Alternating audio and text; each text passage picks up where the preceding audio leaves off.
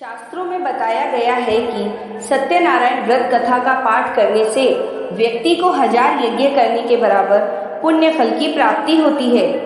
सत्यनारायण भगवान व्रत कथा में भगवान विष्णु के सत्य स्वरूप के बारे में बताया गया है। इस व्रत का पाठ करने से घर में सुख समृद्धि का वास होता है और भगवान विष्णु की कृपा बनी रहती है। तो आइए जानते हैं सत्यनारायण व्रत कथा का पहला अध्याय। एक समय की बात है, नेशिरण्य तीर्थ में शोनिक आदि 88,000 ऋषियों ने श्री सूत जी से पूछा, हे प्रभु, इस कलयुग में वेद विद्या रहित मनुष्यों को प्रभु भक्ति किस प्रकार मिल सकती है तथा उनका उद्धार कैसे होगा। हे मुनि श्रेष्ठ, कोई ऐसा तप बताइए जिससे थोड़े समय में ही पुण्य मिले और मनवांछित फल भी मिल जाए। इस प्रकार की कथा सुनने की हम इच्छा रखते हैं। सर्व शास्त्रों के ज्ञाता सूत जी बोले, हे वैष्णवों में पूज्य, आप सभी प्राणियों के हित की बात पूछी है, इसलिए मैं एक ऐसे श्रेष्ठ व्रत को आप लोगों को बताऊंगा जिसे नारद जी ने लक्ष्मी नारायण जी से पूछा था और लक्ष्मीपति ने मुनि श्रेष्ठ नारद जी से कहा था। आप सब इसे ध्यान से सुनिए। एक समय की बात है, योगीराज नारद जी दूसरों के हित की इच्छा लिए अनेकों लोकों में घूमते हुए मृत्यु लोक में आ पहुंचे। यहाँ उन्होंने अनेक योनियों में जन्मे प्राय सभी मनुष्यों को अपने कर्मों द्वारा अनेक दुखों से पीड़ित देखा। उनका दुख देख नारद जी सोचने लगे कि कैसा यत्न किया जाए जिससे करने से निश्चित रूप से मानव के दुखों का अंत हो जाए।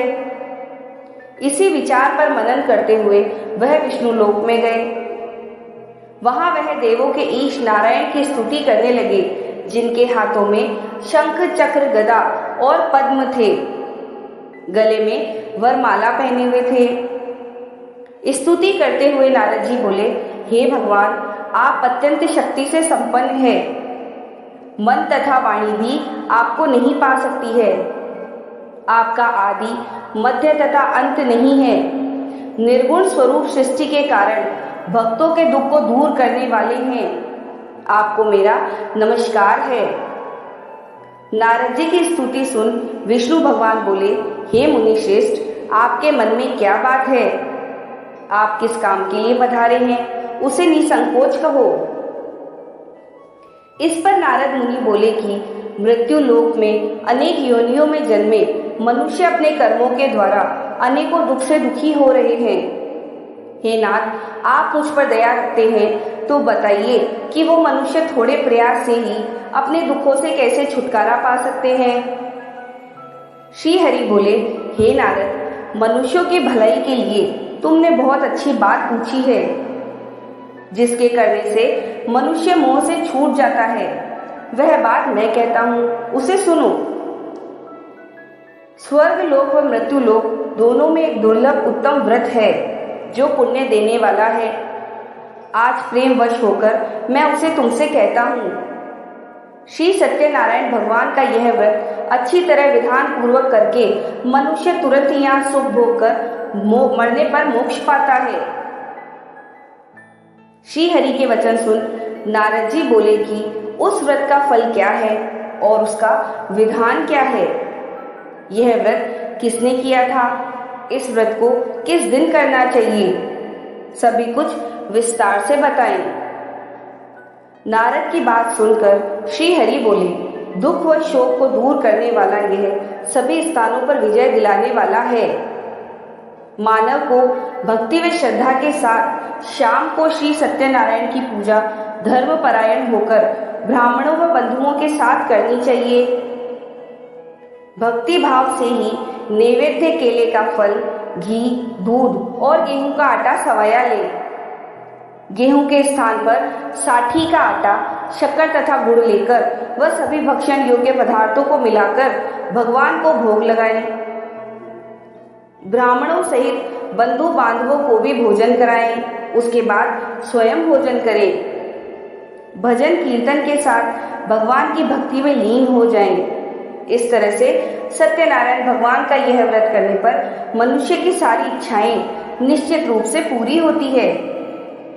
इसी कलिकाल अर्थात कलयुग में मृत्यु लोक में मोक्ष का यही एक सरल उपाय बताया गया है। श्री सत्यनारायण व्रत कथा का पहला अध्याय संपूर्ण। बोलिए श्री सत्यनारायण भगवान की जय। सत्यनारायण भगवान की व्रत कथा का दूसरा अध्याय। सूत जी बोले, हे ऋषियों, जिसने पहले समय में इस व्रत को किया था उसका इतिहास कहता हूँ, ध्यान से सुनो। सुंदर काशीपुरी नगरी में एक अत्यंत निर्धन ब्राह्मण रहता था। भूख प्यास से परेशान वह धरती पर घूमता रहता था। ब्राह्मणों से प्रेम करने वाले भगवान ने एक दिन ब्राह्मण का वेश धारण कर उसके पास जाकर पूछा, हे विप्र, नित्य दुखी होकर तुम पृथ्वी पर क्यों घूमते हो? दीन ब्राह्मण बोला, मैं निर्धन ब्राह्मण हूँ, भिक्षा के लिए धरती पर घूमता हूँ। हे भगवान, यदि आप इसका कोई उपाय जानते हो तो बताइए। वृद्ध ब्राह्मण कहता है कि सत्यनारायण भगवान मनोवांछित फल देने वाले हैं, इसलिए तुम उनका पूजन करो। इसे करने से मनुष्य सभी दुखों से मुक्त हो जाता है। वृद्ध ब्राह्मण बनकर आए सत्यनारायण भगवान उस निर्धन ब्राह्मण को व्रत का सारा विधान बताकर अंतर ध्यान हो गए। ब्राह्मण मन ही मन सोचने लगा कि जिस व्रत को वृद्ध ब्राह्मण कहने को आया है मैं उसे जरूर करूंगा। यह निश्चय करने के बाद उसे रात में नींद नहीं आई। वह सवेरे उठकर सत्यनारायण भगवान के व्रत का निश्चय कर भिक्षा के लिए चला गया। उस दिन निर्धन ब्राह्मण को भिक्षा में बहुत धन मिला, जिससे उसने बंधु बांधवों के साथ मिलकर श्री सत्यनारायण भगवान का व्रत संपन्न किया। भगवान सत्यनारायण का व्रत संपन्न करने के बाद वह निर्धन ब्राह्मण सभी दुखों से छूट गया और अनेक प्रकार की संपत्तियों से युक्त हो गया। उसी समय से यह ब्राह्मण हर माह इस व्रत को करने लगा। इस तरह से सत्यनारायण भगवान के व्रत को जो मनुष्य करेगा वह सभी प्रकार के पापों से छूटकर मोक्ष को प्राप्त होगा। जो मनुष्य इस व्रत को करेगा वह भी सभी दुखों से मुक्त हो जाएगा। सूत जी बोले कि इस तरह से नारद जी ने नारायण जी का कहा हुआ श्री सत्यनारायण व्रत को मैंने तुमसे कहा। हे विप्रो, अब मैं और क्या कहूँ? ऋषि बोले, हे मुनिवर, संसार में उस विप्र से सुनकर और किस किस ने इस व्रत को किया, हम सब इस बात को सुनना चाहते हैं। इसके लिए हमारे मन में श्रद्धा का भाव है। सूत जी बोले, हे मुनियों, जिसने इस व्रत को किया है वे सब सुनो। एक समय वही विप्र धन व ऐश्वर्य के अनुसार अपने बंधु बांधवों के साथ इस व्रत को करने को तैयार हुआ। उसी समय एक लकड़ी बेचने वाला बूढ़ा आदमी आया और लकड़ियां बाहर रखकर अंदर ब्राह्मण के घर में गया। प्यास से दुखी वह लकड़हारा उनको व्रत करते देख विप्र को नमस्कार कर पूछने लगा कि आप यह क्या कर रहे हो? तो उन्होंने बताया कि व्रत कर रहा हूँ तथा इसे करने से क्या फल मिलेगा, कृपया मुझे भी बताएं। ब्राह्मण ने कहा कि सब मनोकामनाओं को पूरा करने वाला यह सत्यनारायण भगवान का व्रत है। इनकी कृपा से ही मेरे घर में धन धान्य आदि की वृद्धि हुई है। विप्र से सत्यनारायण व्रत के बारे में जानकर लकड़हारा बहुत प्रसन्न हुआ। चरणामृत लेकर वह प्रसाद खाने के बाद वह अपने घर गया। लकड़हारे ने अपने मन में संकल्प किया कि आज लकड़ी बेचने से जो धन मिलेगा उसी से श्री सत्यनारायण भगवान का उत्तम व्रत करूंगा। मन में इस विचार को ले बूढ़ा आदमी सिर पर लकड़ियां रखकर उस नगर में बेचने गया जहां धनी लोग ज्यादा रहते थे। उस नगर में उसे अपनी लकड़ियों का दाम पहले से 4 गुना अधिक मिलता है। बूढ़ा प्रसन्नता के साथ दाम लेकर केले, शक्कर, घी, दूध, दही और गेहूं का आटा ले और सत्यनारायण भगवान के व्रत की अन्य सामग्रियां लेकर अपने घर गया। वहां उसने अपने बंधु बांधवों को बुलाकर विधि विधान से सत्यनारायण भगवान का पूजन और व्रत किया। इस व्रत के प्रभाव से वह बूढ़ा लकड़हारा धन पुत्र आदि से युक्त होकर संसार के समस्त सुख भोग अंत काल में बैकुंठ धाम चला गया। श्री सत्यनारायण व्रत कथा का दूसरा अध्याय संपूर्ण। बोलिए श्री सत्यनारायण भगवान की जय। सत्यनारायण भगवान की व्रत कथा का तीसरा अध्याय। सूत जी बोले, हे श्रेष्ठ मुनियों, अब आगे की कथा कहता हूँ। पहले समय में उल्कामुख नाम का एक बुद्धिमान राजा था। वह सत्यवक्ता और जितेंद्रिय था। प्रतिदिन देव स्थानों पर जाता और निर्धनों को धन देकर उनके कष्ट दूर करता था। उसकी पत्नी कमल के समान मुख वाली तथा सती साध्वी थी। भद्रशिला नदी के तट पर उन दोनों ने श्री सत्यनारायण भगवान का व्रत किया। उसी समय साधु नाम का एक वैश्य आया। उसके पास व्यापार करने के लिए बहुत सा धन था। राजा को व्रत करते देखकर वह विनय के साथ पूछने लगा, हे राजन, भक्ति भाव से पूर्ण होकर आप यह क्या कर रहे हैं? मैं सुनने की इच्छा रखता हूँ, तो आप मुझे बताएं। राजा बोला, हे साधु, अपने बंधु बांधवों के साथ पुत्रादि की प्राप्ति के लिए एक महाशक्तिमान श्री सत्यनारायण भगवान का व्रत व पूजन कर रहा हूँ। राजा के वचन सुन साधु आदर से बोला, हे राजन, मुझे इस व्रत का सारा विधान कहिए। आपके कथनानुसार मैं भी इस व्रत को करूंगा। मेरी भी संतान नहीं है और इस व्रत को करने से निश्चित रूप से मुझे संतान की प्राप्ति होगी। राजा से व्रत का सारा विधान सुन व्यापार से निवृत्त हो वह अपने घर गया। साधु वैश्य ने अपनी पत्नी को संतान देने वाले इस व्रत का वर्णन कह सुनाया और कहा कि जब मेरी संतान होगी तब मैं इस व्रत को करूंगा। साधु ने इस तरह के वचन अपनी पत्नी लीलावती से कहे। एक दिन लीलावती पति के साथ आनंदित हो सांसारिक धर्म में प्रवृत्त होकर सत्यनारायण भगवान की कृपा से गर्भवती हो गई। 10वें महीने में उसके गर्भ से एक सुंदर कन्या ने जन्म लिया। दिनों दिन वह ऐसे बढ़ने लगी जैसे कि शुक्ल पक्ष का चंद्रमा बढ़ता है। माता पिता ने अपनी कन्या का नाम कलावती रखा। एक दिन लीलावती ने मीठे शब्दों में अपने पति को याद दिलाया कि आपने सत्यनारायण भगवान के जिस व्रत को करने का संकल्प किया था उसे करने का समय आ गया है। आप इस व्रत को करिए। साधु बोला कि हे प्रिय, इस व्रत को मैं उसके विवाह पर करूंगा। इस प्रकार अपनी पत्नी को आश्वासन देकर वह नगर को चला गया। कलावती पिता के घर में रह वृद्धि को प्राप्त हो गई। साधु ने एक बार नगर में अपनी कन्या को सखियों के साथ देखा तो तुरंत ही दूत को बुलाया और कहा कि मेरी कन्या की योग्य वर देखकर आओ। साधु की बात सुनकर दूत कंचन नगर में पहुंचा और वहां देखभाल कर लड़की के सुयोग्य वाणिक पुत्र को ले आया। सुयोग्य लड़के को देख साधु ने बंधु बांधवों को बुलाकर अपनी पुत्री का विवाह कर दिया। लेकिन दुर्भाग्य की बात यह है कि साधु ने अभी भी श्री सत्यनारायण भगवान का व्रत नहीं किया। इस पर श्री भगवान क्रोधित हो गए और श्राप दिया कि साधु को अत्यधिक दुख मिले। अपने कार्य में कुशल साधु बनिया जमाई को लेकर समुद्र के पास स्थित होकर रत्नासारपुर नगर में गया। वहां जाकर दामाद ससुर दोनों मिलकर चंद्रकेतु राजा के नगर में व्यापार करने लगे। एक दिन भगवान सत्यनारायण की माया से एक चोर राजा का धन चुराकर भाग रहा था। उसने राजा के सिपाहियों को अपना पीछा करते देखा तो चुराया हुआ धन वहां रख दिया और जहां साधु अपने जमाई के साथ ठहरा हुआ था। राजा के सिपाहियों ने साधु वैश्य के पास राजा का धन पड़ा देखा तो वह ससुर जमाई दोनों को बांधकर प्रसन्नता से राजा के पास ले गए और कहा कि उन दोनों चोरों को हम पकड़कर ले आए हैं, आप आगे की कार्यवाही की आज्ञा दें। राजा की आज्ञा से उन दोनों को कठिन कारावास में डाल दिया गया और उनका सारा धन भी उनसे छीन लिया गया। श्री सत्यनारायण भगवान से श्राप से साधु की पत्नी भी बहुत दुखी हुई। घर में जो धन रखा था उसे चोर चुरा ले गए। शारीरिक तथा मानसिक पीड़ा व भूख प्यास से अति दुखी हो अन्न की चिंता में कलावती ब्राह्मण के घर गई।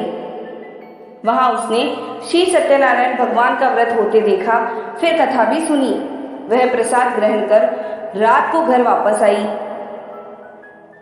माता के कलावती से पूछा कि हे पुत्री, अब तक तुम कहाँ थी? तेरे मन में क्या है? कलावती ने अपनी माता से कहा, हे माता, मैंने एक ब्राह्मण के घर में श्री सत्यनारायण भगवान का व्रत देखा है। कन्या के वचन सुन लीलावती भगवान के पूजन की तैयारी करने लगी। लीलावती ने परिवार व बंधुओं सहित सत्यनारायण भगवान का पूजन किया और उनसे वर मांगा कि मेरे पति तथा जमाई शीघ्र घर आ जाए। साथ ही यह भी प्रार्थना की कि हम सबका अपराध क्षमा करें। श्री सत्यनारायण भगवान इस व्रत से संतुष्ट हो गए और राजा चंद्रकेतु को सपने में दर्शन दे कहा कि हे राजन, तुम उन दोनों वेश्यों को छोड़ दो और तुमने उनका जो धन लिया है उसे वापस कर दो। अगर ऐसा नहीं किया तो मैं तुम्हारा धन, राज्य व संतान सभी को नष्ट कर दूंगा। राजा को यह सब कहकर वह अंतर्ध्यान हो गए। प्रातःकाल सभा में राजा ने अपना सपना सुनाया। फिर बोले कि बड़े पुत्रों को कैद से मुक्त कर सभा में लाओ। दोनों ने आते ही राजा को प्रणाम किया। राजा मीठी वाणी में बोला, हे महानुभावों, भाग्यवश ऐसा कठिन दुख तुम्हें प्राप्त हुआ है, लेकिन अब तुम्हें कोई भय नहीं है। ऐसा कह राजा ने उन दोनों को नए वस्त्राभूषण भी पहनाए और जितना धन उनका लिया था उसे दुगना धन वापस कर दिया। दोनों वेश्य अपने घर को चल दिए। श्री सत्यनारायण व्रत कथा का 3रा अध्याय संपूर्ण। बोलिए श्री सत्यनारायण भगवान की जय। सत्यनारायण भगवान की व्रत कथा का 4था अध्याय। सूत जी बोले, वैश्य ने मंगलाचार कर अपनी यात्रा आरंभ की और अपने नगर की ओर चल दिए। उनके थोड़ी दूर जाने पर एक दंडी वेशधारी श्री सत्यनारायण ने उनसे पूछा, हे साधु, तेरी नाव में क्या है? अभिवाणी वणिक हंसता हुआ बोला, हे दंडी, आप क्यों पूछते हो? क्या धन लेने की इच्छा है? मेरी नाव में तो बैल व पत्ते भरे हुए हैं। वैश्य के कठोर वचन सुन भगवान बोले, तुम्हारा वचन सत्य हो। दंडी ऐसे वचन कह वहां से दूर चले गए। कुछ दूर जाकर समुद्र के किनारे बैठ गए। दंडी के जाने के बाद साधु वैश्य ने नित्य क्रिया के पश्चात नाव को ऊंची उठते देखकर अचंबा माना और नाव में बेल पत्ते आदि देखकर मूर्छित हो जमीन पर गिर पड़ा। मूर्छा खुलने पर वह अत्यंत शोक में डूब गया। तब उसका दामाद बोला कि आप शोक ना मनाएं, यह दंडी का शाप है, इसलिए हमें उनकी शरण में जाना चाहिए, तभी हमारी मनोकामना पूरी होगी। दामाद की बात सुनकर वह दंडी के पास पहुंचा और अत्यंत भक्तिभाव नमस्कार करके बोला, मैंने आपसे जो जो असत्य वचन कहे थे उनके लिए मुझे क्षमा दे। ऐसा कहकर महान शोकातुर हो रोने लगा। तब दंडी भगवान बोले, हे वणिक पुत्र, मेरी आज्ञा से बार बार तुम्हें दुख प्राप्त हुआ है, तू मेरी पूजा से विमुख हुआ। साधु बोला, हे भगवान, आपकी माया से ब्रह्मा आदि देवता भी आपके रूप को नहीं जानते, तब मैं अज्ञानी कैसे जान सकता हूँ? आप प्रसन्न होइए, अब मैं सामर्थ्य के अनुसार आपकी पूजा करूँगा। मेरी रक्षा करो और पहले के समान नौकों में धन भर दो। साधु वैश्य के भक्ति पूर्वक वचन सुनकर भगवान प्रसन्न हो गए और उसकी इच्छा अनुसार वरदान देकर अंतर्ध्यान हो गए। ससुर जमाई जब नाव पर आए तो नाव धन से भरी हुई थी। फिर वही अपने अन्य साथियों के साथ सत्यनारायण भगवान का पूजन कर अपने नगर को चल दिए। जब नगर के नजदीक पहुंचे तो दूत को घर पर खबर करने के लिए भेज दिया। दूत साधु की पत्नी को प्रणाम कर कहता है कि मालिक अपने दामाद सहित नगर के निकट आ गए हैं। दूत की बात सुन साधु की पत्नी लीलावती ने बड़े हर्ष के साथ सत्यनारायण भगवान का पूजन कर अपनी पुत्री कलावती से कहा कि मैं अपने पति के दर्शन को जाती हूँ, तू कार्य पूर्ण कर शीघ्र आ जा। माता के ऐसे वचन सुन कलावती जल्दी में प्रसाद छोड़ अपने पति के पास चली गई। प्रसाद की अवज्ञा के कारण श्री सत्यनारायण भगवान रुष्ट हो गए और नाव सहित उसके पति को पानी में डुबो दिया। कलावती अपने पति को वहां ना पाकर रोती हुई जमीन पर गिर गई। नौका को डूबा हुआ देख वह कन्या को रोता देख साधु दुखी होकर बोला कि हे प्रभु, मुझसे तथा मेरे परिवार से जो भूल हुई है उसे क्षमा करें। साधु के दीन वचन सुनकर श्री सत्यनारायण भगवान प्रसन्न हो गए और आकाशवाणी हुई, हे साधु, तेरी कन्या मेरे प्रसाद को छोड़कर आई है, इसलिए उसका पति अदृश्य हो गया है। यदि वह घर जाकर प्रसाद खाकर लौटती है तो उसे उसका पति अवश्य मिलेगा। ऐसी आकाशवाणी सुन कलावती घर पहुंचकर प्रसाद खाती है और फिर आकर अपने पति के दर्शन करती है। उसके बाद साधु अपने बंधु बांधवों सहित श्री सत्यनारायण भगवान का विधि विधान से पूजन करते हैं। इस लोक का सुख भोग वह अंत में स्वर्ग में चले जाते हैं। श्री सत्यनारायण व्रत कथा का चौथा अध्याय संपूर्ण। बोलिए श्री सत्यनारायण भगवान की जय। सत्यनारायण भगवान की व्रत कथा का 5वां अध्याय। सूत जी बोले, हे ऋषियों, मैं और भी एक कथा सुनाता हूँ, उसे भी ध्यान पूर्वक सुनो। प्रजा पालन में लीन तुंगध्वज नाम का एक राजा था। उसने भी भगवान का प्रसाद त्याग कर बहुत ही दुख सहन किया। एक बार वन में जाकर वन्य पशुओं को मारकर वह बड़ के पेड़ के नीचे बैठ गया। वहां उसने ग्वालों को भक्ति भाव से अपने बंधुओं सहित सत्यनारायण भगवान का पूजन करते देखा। अभिमानवश राजा ने उन्हें देखकर भी पूजा स्थान में नहीं गया और ना ही उसने भगवान को नमस्कार किया। ग्वालों ने राजा को प्रसाद दिया, लेकिन उसने वह प्रसाद नहीं खाया और प्रसाद को वहीं छोड़ अपने नगर को चला गया। जब वह अपने नगर में पहुंचा तो वहां सब कुछ तहस नहस हुआ पाया, तो वह शीघ्र ही समझ गया कि यह सब भगवान ने ही किया है। वह दोबारा ग्वालों के पास पहुंचा और विधि पूर्वक पूजा करके प्रसाद खाया। तो श्री सत्यनारायण भगवान की कृपा से सब कुछ पहले जैसा हो गया। दीर्घ काल तक सुख भोगने के बाद मरणोपरांत उसे स्वर्ग लोक की प्राप्ति हुई। जो मनुष्य परम दुर्लभ इस व्रत को करेगा तो भगवान सत्यनारायण की अनुकंपा से उसे धन धान्य की प्राप्ति होगी। निर्धन धनी हो जाता है और भय मुक्त होकर जीवन जीता है। संतानहीन मनुष्य को संतान का सुख मिलता है और सारे मनोरथ पूर्ण होने पर मानव अंतकाल में वैकुंठ धाम को जाता है। सूत जी बोले, जिन्होंने पहले इस व्रत को किया है, अब उनके दूसरे जन्म की कथा कहता हूँ। वृद्ध शतानंद ब्राह्मण ने सुदामा का जन्म लेकर मोक्ष की प्राप्ति की। लकड़हारे ने अगले जन्म में निषाद बनकर मोक्ष प्राप्त किया। उल्कामुख नाम का राजा दशरथ होकर वैकुंठ को गए। साधु नाम के वैश्य ने मूर्ध्वज बनकर अपने पुत्र को आरे से चीर कर मोक्ष पाया। महाराज तुंगध्वज ने स्वयंभू होकर भगवान से भक्ति युक्त हो कर्म कर मोक्ष पाया। श्री सत्यनारायण व्रत कथा का 5वां अध्याय संपूर्ण। बोलिए श्री सत्यनारायण भगवान की जय।